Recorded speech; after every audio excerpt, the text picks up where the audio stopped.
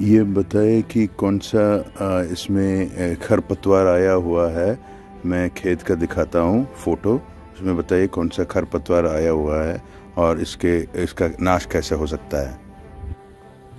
जरूर, मैं खेत में खरपतवार की पहचान करने में आपकी मदद कर सकता हूँ। कृपया आगे बढ़ें और मैदान की तस्वीर अपलोड करें। एक बार जब आप ऐसा कर लेते हैं, तो मैं मौजूद खरपतवार की पहचान करने के लिए छवि का विश्लेषण करूंगा और इसके नियंत्रण या उन्मूलन के तरीकों का सुझाव दूंगा।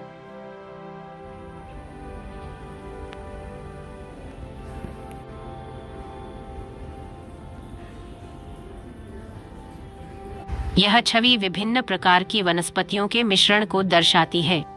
दो मुख्य प्रकार के पौधे दिखाई देते हैं। एक, चौड़े पत्ते वाले पौधे जो बैंगनी रंग के प्रतीत होते हैं, ये छवि के ऊपरी भाग में दिखाई देते हैं। दो, पतली पत्तियों वाली हरी घास जो छवि के निचले हिस्से पर हावी प्रतीत होती है।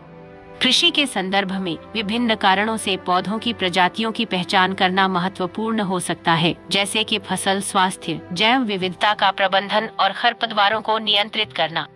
यदि आपका काम इन पौधों की पहचान करना है, एक चौड़े पत्ते वाले पौधे बैंगनी पत्तियों के साथ कुछ सजावटी झाड़ी या जमीन का आवरण हो सकते हैं, या वे तनाव या पर्यावरणीय स्थितियों के कारण इस तरह के पत्ते वाली प्रजाति हो सकते हैं।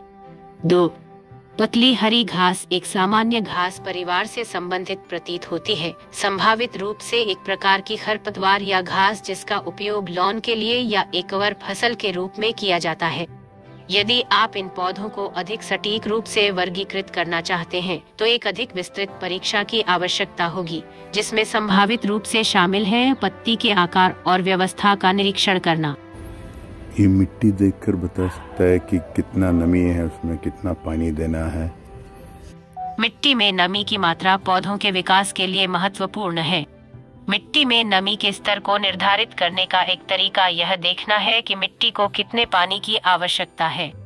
यदि मिट्टी जल्दी सूख जाती है और उसे बार बार पानी देने की आवश्यकता होती है, तो यह कम नमी का संकेत दे सकता है।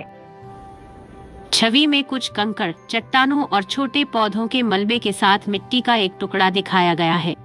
मिट्टी रेतीले, दोमट और मिट्टी के घटकों का मिश्रण प्रतीत होती है।